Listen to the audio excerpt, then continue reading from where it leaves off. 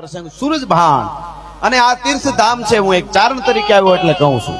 અહીંનું મહાત્મ્ય અદ્ભુત છે, શાસ્ત્રોમાં છે.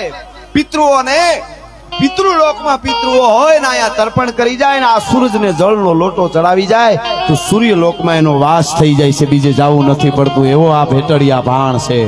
કેટલી કેટલી અને 2016 માં ને પ્રતિષ્ઠા આપણે બાપા સાહેબ 16 કે 18 માં 16 માં અને તેથી વેદોક્ત રીતે ભૂદેવોના બ્રાહ્મણોનો મંત્રોનો જેને કહેવાય ધોધ ગાયત્રી મંત્રની જે તાકાત છે આ બેઠા થોડું મારે હું છે ને બધું ધીરે ધીરે ધીરે ધીરે આમાં અત્યારે એવું છે પરબારો સાચું ઘી પચે નહીં.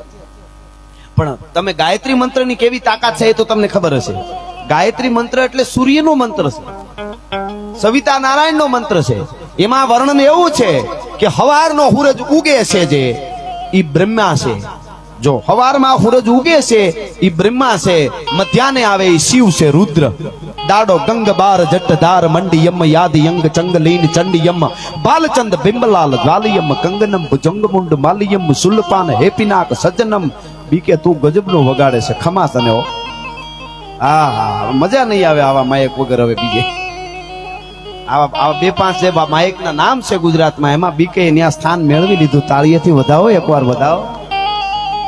હા હા, ઈ સવારનો બ્રહ્મમુહૂર્ત જેને કહેવાય બ્રહ્મા છે, હવારનો સૂર્ય અર્ક ચડાવો, બપોરે મધ્યાને આવે છે રુદ્ર છે, શિવ છે, પિનાક પાણી છે અને આથમ તો સૂર્ય ભગવાન વિષ્ણુ છે. કમળાપતિ મંગળ કરણ સુકારણ જય જય જય જગદીશ જીઓ. કમળાપતિ મંગળ કરણ આથમ તો સૂર્ય છે. શરીરે ધર્યા લાલ પીતમ સુ વાગા પતંગ ટેટી ધરી શીચ પાગા વેડા વોડ માથે ખુલ્લા કેસ વાકા જોતા નારીયું વારણા લીધ જાકા કડે કટારા પેટ લીધી કસીને હોળ કળાથી તેજ દેવું સચીને ભુજા ચતુરમ જોર ગાજા ને ભારી નમો શંખ ચક્ર ગદા પદ્મધારી. ઈ વિષ્ણુ છે, ઈ આથમ તો સૂર્ય છે. એક સૂરજની પૂજા કરો, બ્રહ્મા વિષ્ણુ મહેશ એટલે 33 કોટી દેવ એમાં આવી જાય. એવો ભેટડિયા ભાણ જેની 5,500 વર્ષ પહેલાથી આમને મારે તમને આશીર્વાદનો ધોધ વહેતો આવે. 2016 માં અહીંયા પ્રતિષ્ઠા થઈ, ભૂદેવોનો શ્લોકનો ધોધ વહેતો હતો અને સામે કાચને જ્યારે રાખવામાં આવ્યું આ દાદાની આ સૂરજની મૂર્તિ સામે કાટ કરતા કાચના ભૂકે ભૂકા બોલી ગયા હતા. આ પ્રમાણ 2016 નું છે. ભેટડિયા ભાણની ધરતીનું ભલા માણસ આ પ્રમાણ છે. આવા એવા સાનિધ્યમાં હું તમે મળ્યા છે.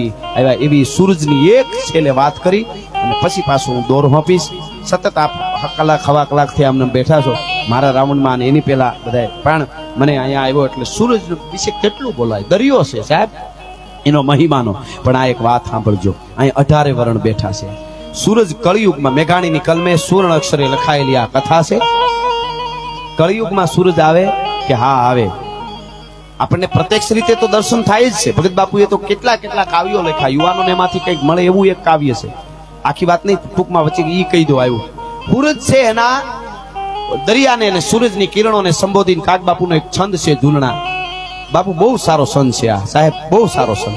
એને એમ કીધું કે રાત દી બાજતા બોવ ખારા હતા અને નિરખતા સૂર્યને રેમ આવી. પહેલી વાર બોલું છું આ લગભગ પ્રોગ્રામ. દરિયાના પાણી હામામાં ઘડુડું ભૂસાંગ ભૂસાંગ બાંધતા હોય ને દાદા સૂરજને રેમ આવી, દયા આવી. બિચારા એને પોતાના બાંધે છે અને પોતાના ઘા થોડા ઘણા પડે સહન કરી લેજો, બીજાના ઘા નહીં ખાવા પડે એ ગેરંટી આપું છું સાહેબ. હા, પોતાના હોય, પોતાના ઘા સહન કરતા આવડી જાય, બીજા ગોરખો ત્યાં ઘરી જાય છે એ ઘરી નો હગે. હા, એટલે દરિયાના પાણી હામામાં બાંધતા હતા. સૂરજને દયા આવી. જોજો કવિતા છે નાનકડી કાગ બાપુની. સૂરજને હું થયું બિચારા બાંધે છે તો હું એક કામ કરું, એને અહીં બોલાવી લઉં, ઘડીક વાર હિંચકાવું અને બોલાવ્યા. રાતથી બાંધતા ખૂબ ખારા હતા નિરખતા સૂર્યને રેમ આવી. 5 લાવી હસાવી બોલાવી અને રાખ્યા 7 મીઠા બનાવી. સૂરજ દાદાએ દરિયાના ખારા પાણીને એના કિરણોથી ખેંચીને ઉપર વાદળા રૂપે બનાવીને એને હિંચકાવ્યા. લ્યો હવે આનંદ કરો, હવે નો બાંધતા, બસ ત્યાં બાંધતા હતા ને તો થોડાક અહીં બોલાવી લીધા. તો અમુક વસ્તુ આપણે આમાંથી જીવનમાં ઉતાર્યા જેવું, અમુક વસ્તુ પચે નહીં તો ઈ એને શું કર્યું પછી તો સૂર્યને હિંચકતા તે હતા રોજ રમતા હતા. આ કવિતા સાંભળજો, જીવનમાં ઉતારવા જેવી છે વડા સાહેબ. રોજ રમતા હતા લેર લેતા અને ભૂખ ભાંગી ગઈ અને કોઈ નહીં દુઃખની વાત કહેતા. એ નિરાતે દરિયાના ખેંચેલા સૂરજના ખેંચેલા દરિયાના પાણી સૂરજે લઈને આકાશમાં થંભાવી દીધા રહેતા હતા તો એને એક વિચાર આવ્યો, જોજો ઊંચા જાય ને એટલે કોકનું મૂળ ખોદવાનો વિચાર આવે, ઈ ન આવે એટલે આવા સનાતન ધર્મના આ સ્થાનોમાં આવવું પડે. એને વિચાર આવ્યો વાદળાનું કે સૂરજ આપણને લઈ આવ્યો, અહીંયા સૂરજ લઈ આવ્યો, ભાણ લઈ આવ્યો, અર્ક લઈ આવ્યો, તો સૂરજના મૂળને તપાહી તો જરા એનામાં કેવી શક્તિ છે. ભગત બાપુ કહે છે અરે ઈ ઘીસકતા હતા ને એને શું કર્યું ને, સૂર્યના મૂળને શોધવા એક દી એમણે ધર્મનો પંથ ત્યાગ્યો. સૂરજનું માપ કાઢવા ગયા, કેવો આકરો છે. આ તો ઓલાએ જરાક હીટ આપી, સીધે સીધા ઓગળી ગયા, સીધે સીધા ઓગળી ગયા. સૂર્યના મૂળને શોધવા એક દી એમણે ધર્મનો પંથ ત્યાગ્યો. અને પછી ખૂબ કાળા બન્યા, ખૂબ રોયા, પછી આપથી જર્યા તે પર અંગારા. મંડ્યા સૂરજના તાપનો હીટ લાગવા, ઓગળી ગયા. અને પાછા વરિહા ટૂંકમાં વાત કરી દઉં, ધરતી માથે વરસાદ રૂપે વરહી ગયા અને નદીમાં હડુડુડુડુડુ થઈ અને જ્યાં હતા ત્યાં ગયા અને વાદળા બની ગયા નીર ખારા. જે આપણને ઊંચા લઈ આવ્યા હોય એના મૂળ ખોદવાનું તૈયારી કરી તો જ્યાં હતા ત્યાં પાછા પૂગતા વાર ન લાગે. આ ડાડો સૂરજ મને તમને સમજાવે, જ્યાં હતા ત્યાં ગયા અને વાદળા બની ગયા નીર ખારા.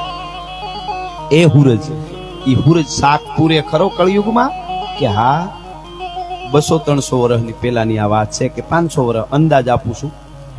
એટલી આ છે કઈ જાહેર થઈ ગઈ. હા, એટલે આ સેલો નાનકડો પ્રસંગ, કચ્છની ધીંગી ધરતી, રાહ જીરો.